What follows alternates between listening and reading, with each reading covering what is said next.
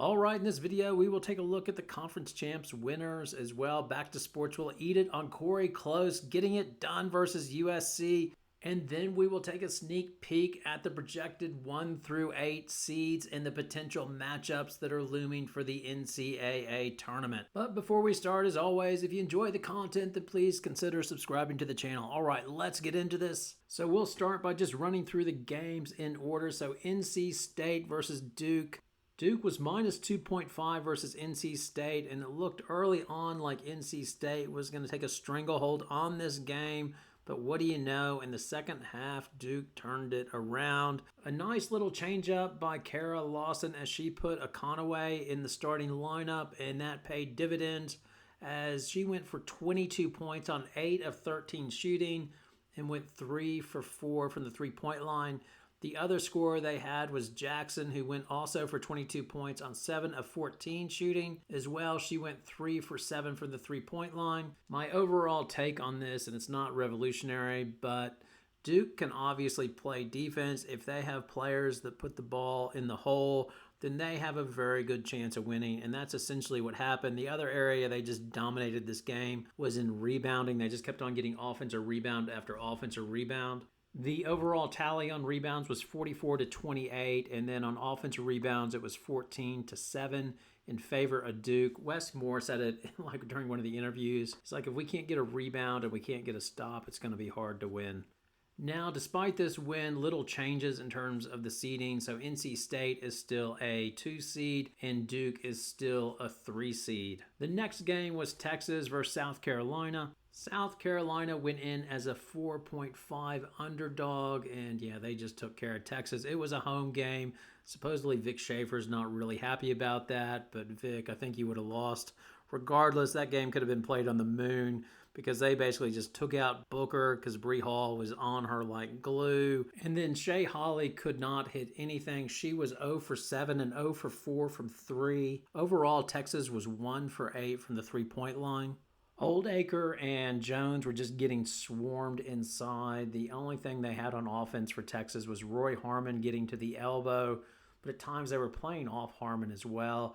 Just no space for Texas, and then once they got down by 14 or 17, there's just no way for them to get back into the game because they can't shoot threes. It's been the one thing you wondered about Texas. If they go down early, can they get back into a game? And in this one, it was clear they weren't going to climb back into the game in the second half. So there you go. South Carolina still dominates the SEC. If you want to play the Texas unfair card, you'd say, not fair that we were the second seed due to a coin flip. That was a dodgy coin flip as well. This tournament's played in South Carolina's backyard. My understanding is Vic had a few gripes in the press conference. I haven't seen it yet, but hey, Vic, you know, it's the Southeastern Conference. You're a newcomer. You can't bully the SEC like you bullied the Big 12, and Texas bullied the Southwest Conference, so you're just going to have to eat it. Plus, I think it's pretty clear that South Carolina is the better team. They won on their court by 16, went to Texas, lost by 4, and then this neutral site, which, yes, is dominated by South Carolina fan, you went down by 19. So yeah, I think it's pretty clear South Carolina had the best season in the SEC in the 24-25 season. Now let's go to the Pac-12. Oops, sorry about that. I mean the Big Ten.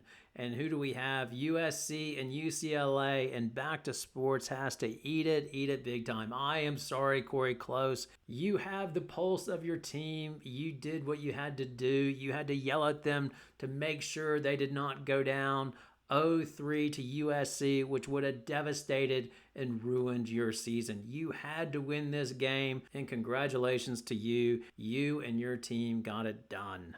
I have got to admit, at halftime, I thought UCLA was done as they were down 13 points, despite shooting 46% from the floor and 60% from 3.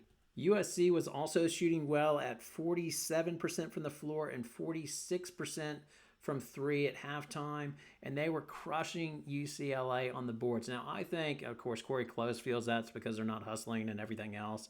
I think it's because they were selling out on Juju Watkins. Watkins couldn't hit her outside shot. She's trying to go to the hole, and they made sure there was always a wall ready to face her. In this game, it was bad Juju as she was 9 of 28, so inefficient Juju for 29 points, but a lot of that was she couldn't get anybody else to come along with her. Kennedy Smith was 1 for 8 and 0 for 7 on 3-pointers. Like, she had a few air balls. And Kiki Arieffin couldn't do anything. She was 4 for 12 for 10 points. Talia Van Olhoffen was 3 for 7 for 8 points. The other player I thought that really struggled for USC was Rhea Marshall. She was 1 of 5 for 2 points and was just a real liability on offense. I thought they looked better when Avery Howe was on the court. Gave them better options on offense because really she was the only one that could hit a 3-pointer because Kennedy Smith just couldn't hit anything from outside. If you're a USC fan, I don't think you're too worried about this loss. I think you found something valuable in that you have a good backup point guard in Malia Samuel. She did really well putting ball pressure on the ball as well. Her and Kennedy Smith on the ball. Like, Kiki Rice did a good job to hold up to that. Like, at one point, she got a 10-second violation. She just took the ball up slowly. But, I mean, I think she'll have nightmares about the ball pressure that she's had to face from USC over the last 3 games. But overall, good for her. She held up well. Of course, Lauren Betts held up well. She had a really good bounce-back game. So she went 7 of 10 for 17 points and was strong in the second half. Funny how hitting outside shots opens things up. That's essentially what happened. As UCLA finished the game 53% from the three-point line, going 8 of 15. If UCLA shoots over 50% from the three-point line, they are hard to beat. I haven't looked at the stats, but I assume in their 2 losses, they did not do that. The last thing I'll say about UCLA, it's still a matter of if they can hit their outside 3-pointers. It's a bit scary that you're depending on London Jones, as some games she is great, and then there are other games where she will go 0 for 7 or 0 for 8. I mean, if you look at her game logs, there are a lot of, 1 for 8s, 2 for 7s, and then there are games where she'll shoot over 50%. So she is just so streaky. That would worry me a little bit. But today is not the day to worry for UCLA. Today is the day to celebrate because you had to win this game and you did it. Again, if you're a USC fan, I don't think you go away too sad from this. You'll say Juju was fatigued and here we go. Let's rest up and we'll be ready for the tournament. And I think they will be a very difficult tournament team with the defense they can play with her and Kennedy Smith. And then they have bigs galore and they just can beat you in a lot of different ways. And in some ways, I'm sure Gottlieb will say, listen, they shot over 50% from 3 and we were still in that game with a minute left. Now, the last game was TCU versus Baylor, so TCU was able to hang on and get the victory. With TCU, this one was very much in the balance. Came down to the very end, and TCU just hung tough, essentially. Congratulations to Haley Van Lith. They are a tough team. Like, they have offensive weapons with Connor, Haley Van Lith, Prince, and Donovan Hunter. They will be a tough out in the tournament. I don't think that they'll go past the Elite 8, but they are a very dangerous team because Prince allows them to compete on the inside and not get bullied. And then Haley Van Lith or Connor or one of those players can get hot. Haley Van Lith runs a pick and roll very nicely. Now, with that victory, TCU moved up to a number 8 seed or a number 2 seed if you like, but the lowest of the 2 seeds ranked number 8. As per Charlie Crean, this is what he has. He has South Carolina 1, UCLA 2, USC 3, Texas 4, UConn 5, NC State 6, Notre Dame holds on for number 7 seed, and TCU number 8. And overall, I am fine with that. I'm sure UCLA could argue about South Carolina and say, hey, we beat South Carolina. Why are we ranked behind them? And you could have the counter argument, well, we won. We had a tough series with Texas, and we won 2 out of 3. You did not do that versus UCLA, so that's why you have to eat it and be number 2. UConn might have a complaint about being behind Texas for number 5 and then the number 4 seed. I don't think it really matters, but Texas would say, hey, we play in a tougher conference, and that's what we get for playing in a tougher conference, and I don't have an argument with that. NC State, I'm glad they held on for the 6th. They won the outright conference title or shared it with Notre Dame and finished stronger. Notre Dame 7. Yeah, they're not coming home strong, but I guess it's the resume they've done all year long. And then TCU, yeah, I'm happy with them 8. They always sort of flirted around with the 8 seed. I think it was sort of between them and Duke. In terms of who would grab that number 8 seed, I tend to think that LSU is better than both of those teams, but as Bill Parcells said, you are what your record is and who you've won and lost against. So I think the top 8, how Charlie Cream has it, I think that's fair, which sets up interesting matchups for the tournament. If this is how the committee does wind up ranking them, you would have, if it goes to chalk, it'd be South Carolina and TCU. That is interesting.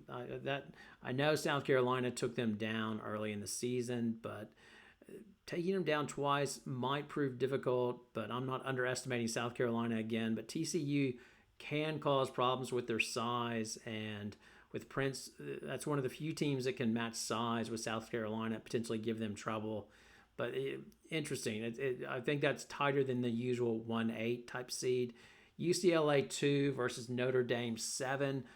That looks like a great matchup. I think of all the matchups, there's another one that looks really good. But UCLA, Notre Dame, if it goes to chalk, looks very, very interesting. But it might not go to chalk because in Cream's mock brackets, and we don't know if it'll go like this or not, but much like last year, LSU was sort of that team that was a 3. I think they were on the 3 line last year, but everybody knew that they were a 2 seed, and they ruined UCLA's tournament because they got put in their region. Well, it looks like this year LSU will go into Notre Dame's region. If that happens, that's a tough matchup for Notre Dame. That'll be interesting to see. I think Notre Dame has better size, but that would just be a really, really tough game. If Notre Dame does get through that and it turns out to be a UCLA Notre Dame, I guess that will be one of these teams is going to fulfill their destiny of making it to a Final Four in terms of Noel Ivy and Corey Close. So loser goes home and it's really, really bad, and the winner finally gets to fulfill their dreams of making it to a Final Four. The other one, the 3 seed USC is up against NC State. I think USC would like that matchup. I think they would feel very confident about how it's set up. Now, 4 seed Texas, they would match up against 5 seed UConn if it went to chalk. Now, this would be a fascinating matchup. Last year, UConn went down to Texas and got their butts kicked. So AZ Fudd had just re-injured her ACL and was out for the season, and then Madison Booker just tore up Ice Brady. That was back when and Roy Harmon was still healthy, and she was the best player on the court that day. In the fourth quarter, I believe Cadence Samuels got on a heater and brought UConn to make the score more respectable, but Texas was all over them. And then afterwards, Gino was just like, yeah, we're just going to play small. I'm no longer going to play Ice Brady. That was an ugly loss for UConn at Texas. The matchups are fascinating. I can just already see this matchup going in so many different directions. Could UConn's shooting, if they're shooting well and not getting knocked off their spots, could they take out Texas, much how they took out South Carolina? Or could UConn get exposed, sort of like they got out physical versus Tennessee? But yes, I'm probably getting ahead of myself by breaking this down because we don't even know yet what the seedings are. We'll find out next Sunday. I can't wait to find out, as it's going to be really, really fun. As this tournament, it's clear it is so wide open. You can make an argument for 1 through 8 of these teams, basically. It's fantastic. Anyway, thanks a lot for watching. Your comments, your poison, it's all welcome. Have a great night.